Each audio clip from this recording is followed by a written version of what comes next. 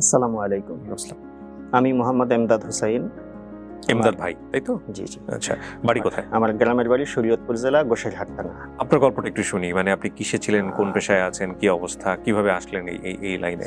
আমি প্রথমে national ideal স্কুলের কলেজের টিচার ছিলাম।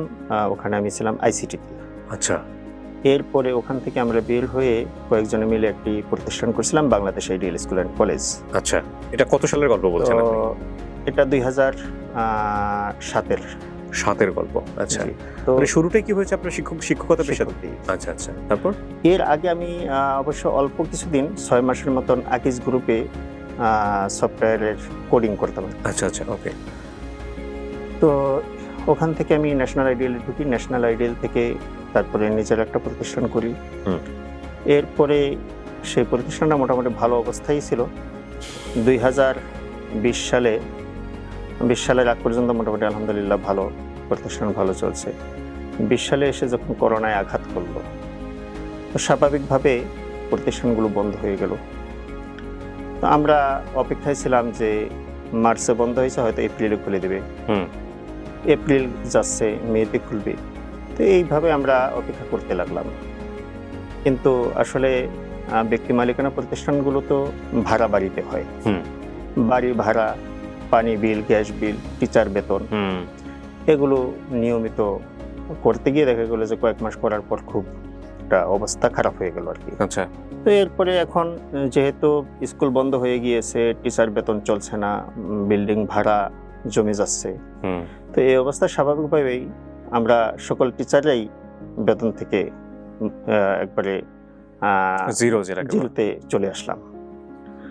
তো এই পরিস্থিতিতে আসলে কি করব, খুব একটা টেনশন হলো যে কোনো একটা কিছু করা দরকার। স্কুল কবে খুলবে? বিভিন্ন পেপার পত্রিকায় দেখি যে যখন ফিচার পড়ি যে পৃথিবী আর স্বাভাবিক অবস্থায় ফিরছে না। তো যদি এটা স্বাভাবিক অবস্থায় না ফিরে, তাহলে স্বাভাবিকভাবে আর শিক্ষা প্রতিষ্ঠানও চলছে না। তো বিকল্প কোনো রাস্তা খুঁজতে হবে। এরপরে চিন্তা করলাম যে তাইলে আমার তো কোনো কিছু করা দরকার। আবার আর একটা প্রতিষ্ঠান পেলাম। সেই প্রতিষ্ঠানে ওই গ্রাফিক্স ডিজাইনে আমি ভর্তি হই। সেখানেও মাস 2 ক্লাস করি এবং মার্কেট প্লেসে ফাইবারে একটা অ্যাকাউন্ট করাই।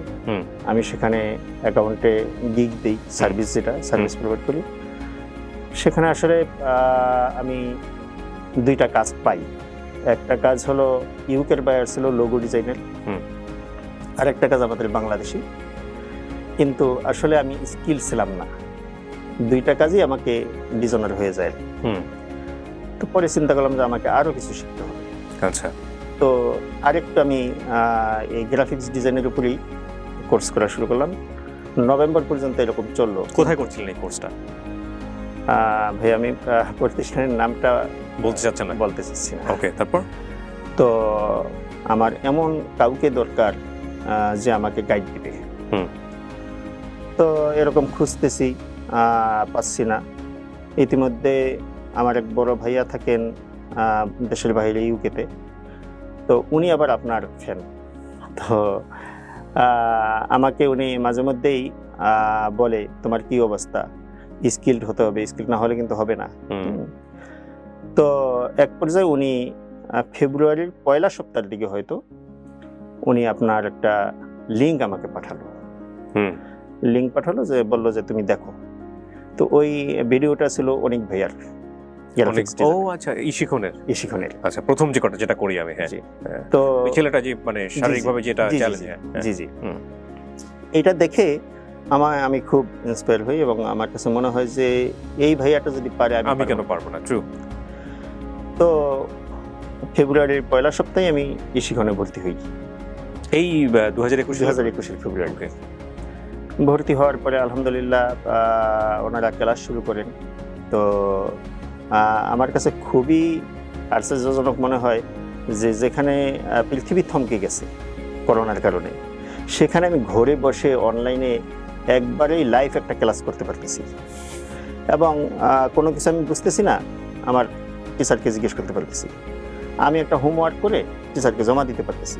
এই বিষয়টা আমার কাছে খুব ভালো লাগছে। এটা আমার কাছে খুব ভালো লাগছে যে শিক্ষণের প্রথম থেকেই শেখানোর পদ্ধতিটা এরকম, আপনি ঘরে বসে শিখবেন, কোনো সমস্যা সারাদিন যতক্ষণ ইচ্ছা পড়াশোনা করেন, যখন সমস্যা হবে আপনি ফোন দেবেন, ওদের যারা এক্সপার্ট আছে তারা আপনাকে সাহায্য করবে। এবং নট অনলি দ্যাট, আপনি যখন মার্কেটে মুভ করা শুরু করবেন, একটু আপনারা শুনতেছিলেন ওই আমাদের প্রথম যিনি ছিলেন গেস্ট ছিলেন তার কাছ থেকে, আপনি যখন মার্কেটে মুভ করছেন, মানে আপনি যখন অলরেডি ইন মার্কেট, তখনও আপনার ওরা হাতটা শক্ত করে ধরে আছে যে তুমি রেট কত বলবা, এভাবে কথা বলো, এভাবে কমিউনিকেট করো, এভাবে করলে তোমার বেশি আসবে। This is call training, right? জি ভাইয়া। তারপর তো এরপরে 2টা ক্লাস বা 3টা ক্লাস পরেই আমাকে হোমওয়ার্ক দেওয়া শুরু করলো। তো প্রথম হোমওয়ার্কটা ছিল কিওয়ার্ড রিসার্চ। তো আমি এটা করার পরে আমার ট্রেনার খুব খুশি হলো যে তোমার এটা তো খুব চমৎকার হয়েছে। হ্যাঁ। তো তার এই বক্তব্যটা আমাকে খুব উৎসাহিত করে, আমি আরেকটু ভালোভাবে শেখার চেষ্টা করি। তো এভাবে ক্লাস চললো রোজার ঈদের পর পর্যন্ত। এরপরে মূল ক্লাস শেষ হয়ে গেল। মূল ক্লাস শেষ হওয়ার পর তাদের মার্কেট প্লেসে কিভাবে আমি ইনভলভ হব, কিভাবে আমি মার্কেট প্লেসে কাজ করব, এ ব্যাপারে আর একটা প্রশিক্ষণ দেয় তারা। তো ওই প্রশিক্ষণটা শুরু হলো। তো ওইটা মাঝামাঝি যাওয়ার পরে আমি যেহেতু ফাইবারের মার্কেটে আগে একটা অ্যাকাউন্ট করেছিলাম, তো ওই অ্যাকাউন্টটাকে আমি মডিফাই করা শুরু করলাম। মডিফাই করে, যেহেতু ফাইবার মার্কেটে একই ব্যক্তির নামে একাধিক অ্যাকাউন্ট চলবে না, তো ওইটাকে আমি মডিফাই করলাম। আমি গ্রাফিক্স ডিজাইন থেকে তখন এসইওতে ট্রান্সফার হলাম। এরপরে সার্চ ইঞ্জিন অপটিমাইজেশন, জি সার্চ ইঞ্জিন অপটিমাইজেশনে আমি আসলাম এবং আমার প্রোফাইলটাকে ওইভাবেই সাজালাম। সাজানোর পরে আমি জুনের 10 তারিখে প্রথম গিগ সাবমিট করি। গিগ জিনিসটা কি? গিগ হলো আমার সার্ভিস, আমি কি সার্ভিস দিতে পারি। আচ্ছা, ওকে ফাইন। 19 তারিখে আমি প্রথম একটা অর্ডার পেলাম। তো আলহামদুলিল্লাহ, এতে করে আমি আর একটু ইন্সপায়ার হলাম। এরপরে 2টা কাজ পেয়েছি আরো। একটা কাজ এখন রানিং, মানে 10 তারিখে জমা দিতে হবে, এটা হলো $65। আর একটা কাজ $15 একটা জমা দিয়েছি। আপনাদের অনেকের মনে হতে পারে, না আমি আপনার কাছে যাব, অনেকের মনে হতে পারে যারা অনেক বড় বড় ফিগার আর্ন করেন তাদেরকে শুধুমাত্র আমরা এখানে নিয়ে আসি। না, এই ধারণাটা ভুল প্রমাণ করার জন্য ওনাকে গেস্ট করেছি, কারণ উনি আমার ভিডিও দেখেই মূলত ওনাকে কেউ একজন ইন্সপায়ার করেছে এখানে আসার জন্য। এবং উনি একেবারে একটা চারা গাছ বীজ রোপণ করার পরে কেবল অঙ্কুরোদ্গমন বোধহয় বলে না বাংলা শব্দ, কেবলমাত্র এটা অঙ্কুরোদ্গমন হয়েছে, এইরকম একটা অবস্থায় আছে। সেই অবস্থায় আমি ওনাকে এখানে নিয়ে এসেছি, একেবারে নার্সারি স্টেজ। আপনার কি মনে হয়, আপনি একদম অনেস্ট ওপিনিয়ন দেন তো, আপনি কি ফিউচার দেখতে পাচ্ছেন এখানে? জি, এখানে আসলে কি আমাদের দেশে সবচেয়ে ভালো জব বলতে আমরা বুঝি যে বিসিএস ক্যাডার। তো এই ছোট্ট একটা দেশে কত প্রতিযোগী, এই ফাইবার মার্কেট প্লেস বা আপওয়ার্ক মার্কেট প্লেস, এটা কিন্তু সারা বিশ্বের জন্য। সেখানে এক একটা সার্ভিসে দেখা গেল 90,000, 80,000, 50,000 সেখানে লোক থাকে।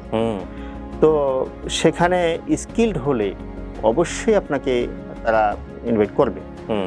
কিন্তু সবচেয়ে সমস্যা যেটা আমাদের দেশে, সেটা হলো যে ইউটিউবগুলো দেখে অনেক মানুষ চিন্তা করে যে এটা খুবই ইজি, খুবই ইজি। সে হয়তো দেখা গেল যে একটা প্রশিক্ষণ নিয়ে, যেমন আমারটা প্রথম দিক দিয়ে হয়েছিল, আমি একবারেই অল্প কিছুদিন প্রশিক্ষণ নিয়ে কাজে ঢুকছি, কাজ পেয়েছি, কাজ করতে পারিনি, এতে করে আমার দেশের বাণিজ্য। তো আসলে অনেকেই দেখা গেল যে অল্প কিছু শিখেই মার্কেট প্লেসে ঢুকে যায়, মার্কেট প্লেসে কিছুদিন কাজ পায় না, অথবা 1টা 2টা কাজ পাওয়ার পর যখন সে ফিডব্যাকটা ভালো পায় না, তখন সে হতাশ হয়ে ফিরে আসে। এরপরে বলে না, এটা হবে না। কিন্তু আসলে যদি আপনি স্কিল হন তাহলে এটা সম্ভব। কারণটা হলো আমার দেশে শ্রমের দাম অনেক কম। ইউকেতে দেখা গেল যে 1 ঘন্টায় যেখানে $50 থেকে $100 দিতে হবে, আমার দেশে সেটা $5 থেকে $10 পাইতেছে। তো কেন সে, আমি ভালো কাজ করতে পারলে সে আমাকে নেবে না? শুভকামনা থাকছে আপনার জন্য। শুরু হলো পথ এবং সবাই আছে আপনার সঙ্গে আমরা। জি ভাই, সবাই আমার জন্য দোয়া করবেন। জি নিশ্চয়ই, ইনশাআল্লাহ ভালো থাকবেন। জি, সবাইকে ধন্যবাদ। আসসালামু আলাইকুম।